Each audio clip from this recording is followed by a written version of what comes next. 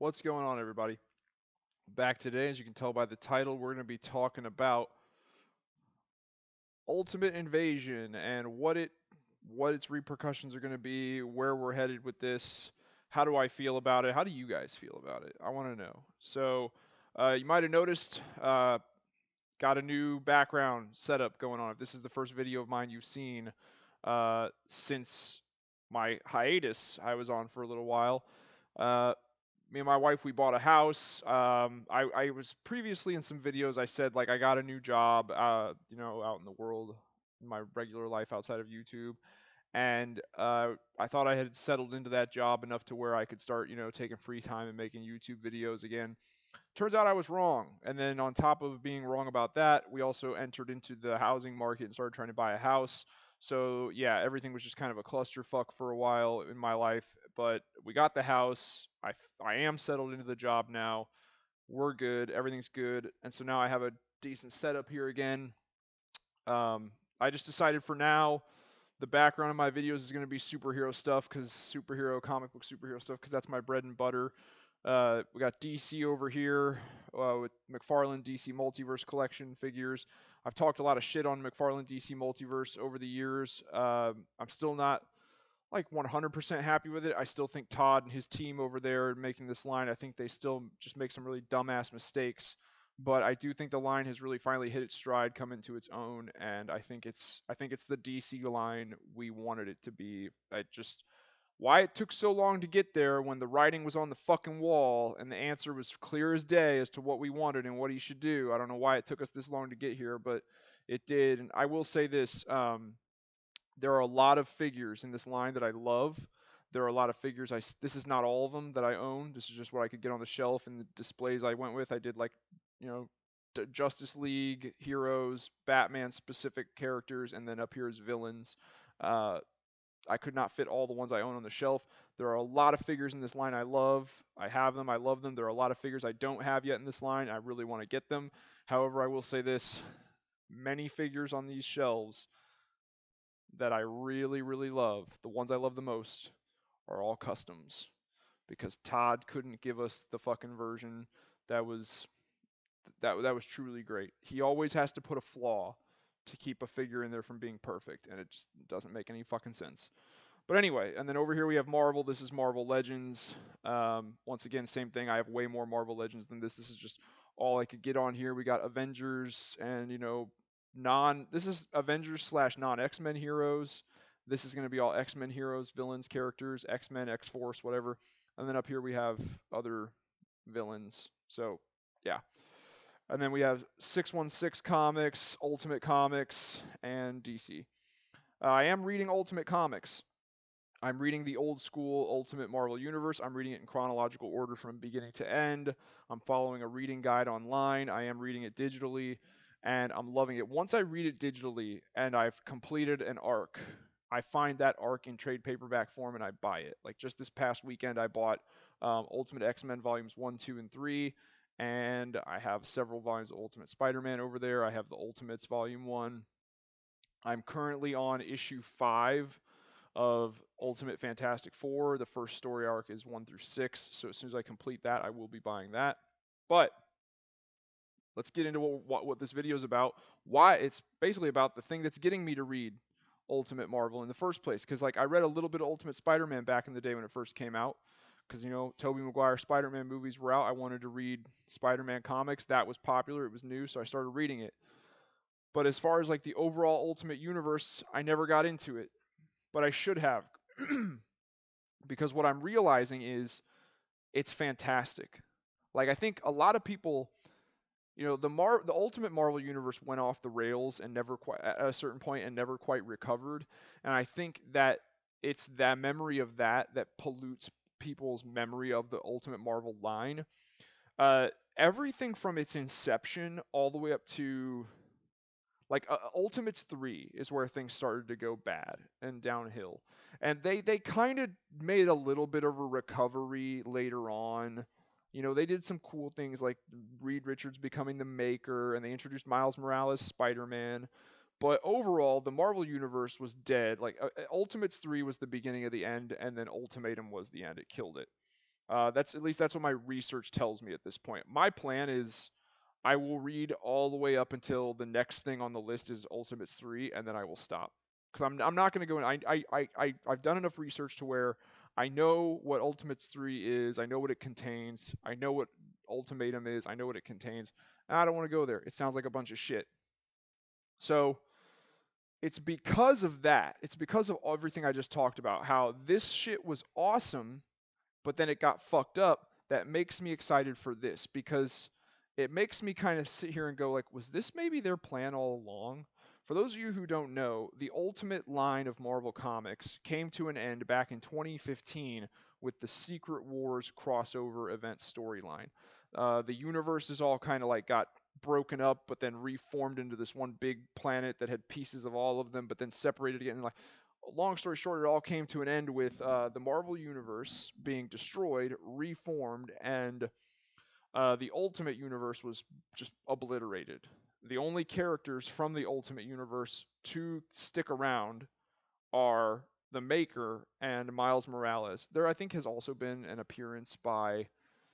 Actually, that might have been before Secret Wars. I was gonna say I'm pretty sure there's also been an appearance by Ultimate Thor, but that might have been prior to Secret Wars. Anyway, the point is they destroyed it. They got rid of the Ultimate Marvel universe, the Ultimate line of comics, and it's been gone since 2015. So 15 to 16, 17, 18, 19, 20, 21, 22, 23, 8 years, 8 years, and like it's this is the comeback of it, but this is not its back yet. This is like it's on its way back. The first real comic book of the new Ultimate line of Marvel Comics that we are getting. It has been confirmed. The Ultimate Marvel Comics is coming back. And the first real comic taking place in that new line comes out in November. And by then, it's like, well, there's only 1 month left in the year. So it's basically 9 years. And it makes me think, it's wonder, like, was this their plan all along? Did they kind of take a hard look at back in 2015, 2014 even? Maybe even back as far as 13, did they take a hard look at Ultimate Marvel and go, guys, we fucked this up. We need to destroy it, let it lie for a while, and then maybe in like, 8 to 10 years from now we can bring it back. Maybe maybe that was the plan. I don't know. But I'm interested. I'm interested because that stuff is awesome. This this 4 issue series, only parts 1 and 2 are out so far. This series has me so like I don't know what the fuck's going like I do know what the fuck's going on, but I don't. So the Maker, this guy, this evil version of Reed Richards, he escaped from prison and he built a machine that would allow him to travel alternate Earths. So he went to one, but he went to it at the point in time where he was early enough in the timeline to where he could prevent most superheroes and super beings from becoming superheroes and super beings. Like he prevented Peter Parker from getting bit by the spider. He stopped the Fantastic Four of that world from becoming the Fantastic Four. He stopped them from getting hit by cosmic radiation. He made sure that Thor was he made sure that Loki was the king of Asgard, not Thor. And I guess Thor got like forbidden from going to Midgard or whatever. I don't know. They don't really go into that far. Tony Stark, his dad is still alive, and Tony Stark is not Iron Man. His dad is. The Hulk exists, but he's like this pacifist who leads this religious movement. Captain America wasn't a thing. He says he traveled to the Arctic with a team to find Captain America frozen in the ice so he could kill him before he got discovered and became Captain America again. And he didn't find him. He wasn't in the ice. So it shows that like he's traveled to an alternate reality and he's traveled to a specific point in time in that alternate reality where he can affect and manipulate events to his liking and he can create and make the world the way he wants it to be. This universe can be the way he wants it to be. But in issue number 2, we see all of a sudden like he's walking down the steps of his like palace, the Maker is. He's holding some kind of big event where all these characters are showing up. Like there's some mutants and X-Men characters there too. Like Colossus is there. Omega Red, I believe, is there. Magic from New Mutants or whatever is there. They're all walking up the red carpet to meet him. He's walking down the steps of his like palace fortress or whatever, and he looks up at the sky and he goes, "Well, I'm waiting." And then all of a sudden a portal opens up, and out of that portal comes, let's just fucking open up the comic here. Comes just an it was just so weird. Just comes this absolute fuck ton of Thor's, Giant Man's, Captain America's, White Vision's, Wasps. It's them. It's those specific characters just on repeat. They just come out of this portal in the sky and they start trying to kill the Maker. And then like other characters combat them and fight them and whatnot. And then the Maker pulls Howard Stark, who is Iron Man in this reality, aside, and Howard Stark gets knocked unconscious. He wakes up. He's in the Maker's mansion, and the Maker, he watches as the Maker slaughters a bunch of people, and then he brings the Howard Stark into this room where he's got this time machine. And he tells Howard Stark, he's like, I need your help with this time machine. I've traveled back in time. I fiddly fucked around with some shit, and now these portals of people, of Captain America's and Giant Man's and Thor's, keep opening up and trying to kill me. I need your help. And he's like, why do you need my help? Like, why can't you just fix it? He goes, well, and then the Maker takes off his helmet to reveal that like half his fucking head is gone. And then he tells Howard Stark, he's like, so my memories of the time machine and how it got built are not complete, but you will be able to help me because I think you built this time machine. And so you're kind of left wondering, like, what? Like, did he? So he traveled to this alternate reality at a specific point in time, but then did he? It's kind of implied that like he traveled to that alternate reality at a specific point in time. He met up with Howard Stark. He teamed up with Howard Stark to build a time machine, and then he started using the time travel aspect to go around and prevent superheroes from becoming. It's crazy. I have no idea what's really going on. It doesn't quite all make sense to me, and what kind of has me a little unimpressed by that fact is the fact that, like, if this was a 6-part series or longer, I'd be like, okay, we're still in we haven't, like, it's the next issue, the fucking part 3, where the halfway home mark, where we're gonna get some answers because we're halfway home. But no, this is a 4-issue miniseries, and it's issue 2, we're halfway done, and I'm just sitting here like, what the fuck is going on? But I don't know. I don't really mind it all that much as long as it gets us where we want to go, and where we want to go, where we're trying to go, is a new Ultimate Marvel universe. There it is right there.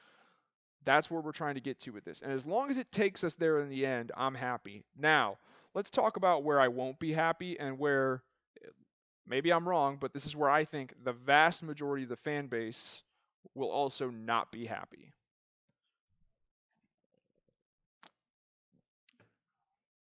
I'll put it to you this way, guys. I'm not that far into Ultimate Marvel yet, but from what I have read, combined with the research I've done over like people's opinion of the Ultimate Marvel line of comics, the Ultimate Marvel universe, the overall narrative of it, it's like I said at the beginning of the video. It's pretty much fucking beloved. Everyone pretty much liked the fuck out of it until it got weird.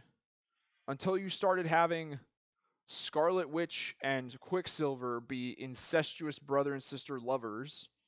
You had Wolverine watch them fuck. You had Tony Stark and Black Widow fuck, make a sex tape, and then you had that sex tape be revealed on the news. And then you decided to do Ultimatum, which was a story in which, like, a huge chunk of your character roster just gets brutally fucking murdered. Why? I'll tell you what happened. I've said this before, and if you watch my previous video about Ultimate Invasion, the one I made before any of it was out, I talked about what made the Ultimate Marvel great was it's not that they drastically changed the characters. It's not that they drastically changed the setting. Like Spider-Man was still Peter Parker Spider-Man. Personality, character was the same as it always had been. The only difference is he was now, rather than him being a teenager in 1962, he's now a teenager in the year 2000. There's a difference. 1962 is full of people who are like, oh, golly gee willikers and shit like that. All right. 2000 is like, it's different. The times have changed. And that's what Ultimate Marvel did best. It was like, look, the characters, their personalities and character traits don't need to change. Their costumes don't really even need to change all that much. Like some of them that are designed really kind of old timey wimey fashion, they need an update. Like they gave Captain America an update for the Ultimate Marvel. They changed Iron Man a little bit. Thor got a different look. So yeah, some of the costumes did, but Spider-Man's same. Doctor Strange same. Daredevil same. They didn't change a lot. So yeah, it was the fact that they didn't when they made the Marvel Universe originally, they talk about it. And in the reveal for this new one that we're going to be getting in November, this new line of Ultimate Comics, I think, who was it? Jonathan Hickman. He says, he's like, we want to get back to what Ultimate Marvel and Marvel in general was always supposed to be out. It's the stories of Marvel taking place in the world outside your window. So that's all the Ultimate Universe really was. It was, hey, let's take these characters, let's keep them true to true to who they are, but let's just rather than it's he was born in the late 50s and becomes Spider-Man. He was born in the 50s and becomes Spider-Man in the early 60s. Let's have it be he was born in he's born in the 90s and he becomes Spider-Man in the 2000s. Like or the late 80s even. Like let's just update it. It's the same characters, it's just now their story takes place in modern times. All right? Other than that though, no differences. And then the dialogue was written like with modern dialogue, like I talked about. Like 1960s was very much so like golly gee willikers and shit like that. You ne'er do well, you no good son of a gun, like this old timey talk. That was the dialogue in comics back then. Ultimate Marvel was written with modern dialogue. The characters spoke and had dialogue with one another the way that real human beings in the year 2000 would talk to one another. That's what was good about it as well. So, with this new one that we're going to be getting, what do we want? We want exactly that. We want exactly that. We want you to take Marvel. Take Marvel, all of it here, these characters. You don't have to change who they are as a character. Just put them in modern times.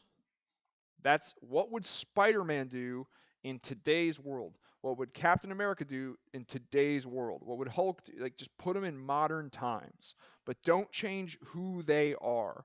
And also, don't get rid of them. Like that was a big problem with fucking Ultimatum was you just got rid of so many of them. So, what I want to see this new Ultimate Universe be is I want to see it be a fresh start. I don't. There's two ways you can do this. Option number one is the easiest. You basically just bring back this Marvel universe, but you bring it back prior to Ultimates 3. Like you restore this timeline, this continuity, this universe, but you restore it at the point in its timeline before Ultimates 3 takes place, and you basically just redo everything after that. That's option one. I don't think that's likely. I do not think that's what they're going to do. I think it's going to be a brand new line, a brand new universe, a brand new timeline, brand new continuity. That being said, brand new continuity, start from the beginning. Start from the beginning. Don't skip a damn origin. Don't jump, oh, it's 2 years since the Avengers formed. No, fuck that. Start at the beginning and build from the ground up. Don't pull some DC New 52 bullshit where you're like, oh, it's a fresh start, except for Super Batman and Green Lantern. Those are the same. And then like a year into it, be like, oh, and now we're gonna reference, just anything we want from the past, because fuck a fresh start.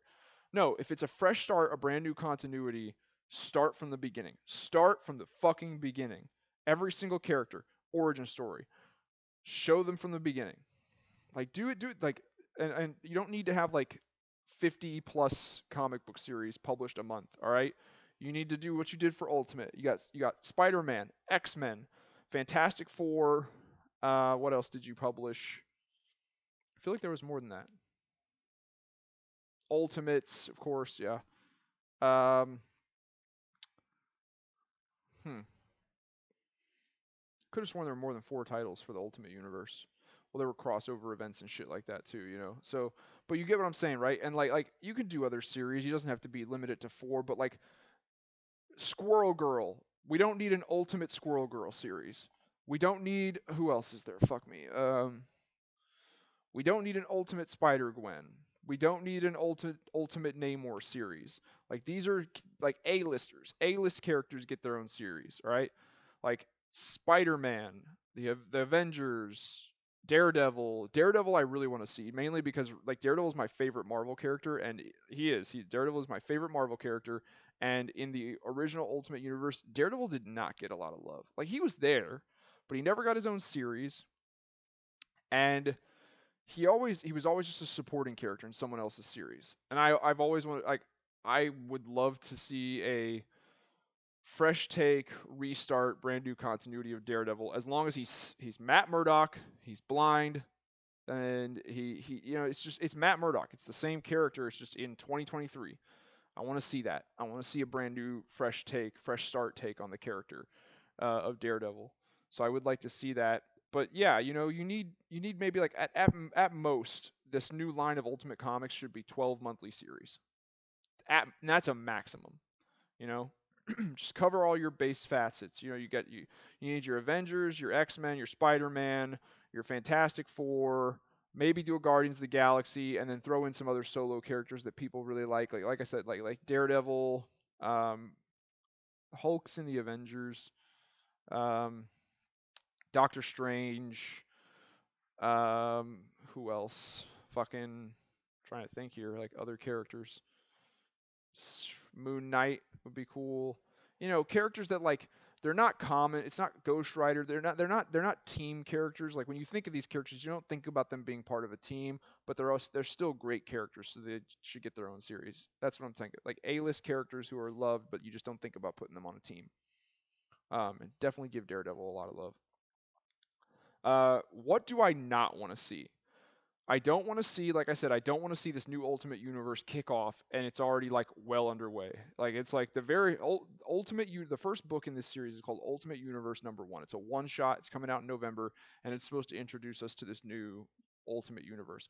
In that book, I don't want to hear shit like, oh, it's the Ultimates have been around for 2 years or 3 years, 4 years. Spider-Man's a gay Latino. The Fantastic Four are all transgender. Namor is gay. Like I don't want to hear I don't want to hear this. Namor is actually a chick. Like don't go changing shit around. Don't go race swapping. Don't go gender swapping.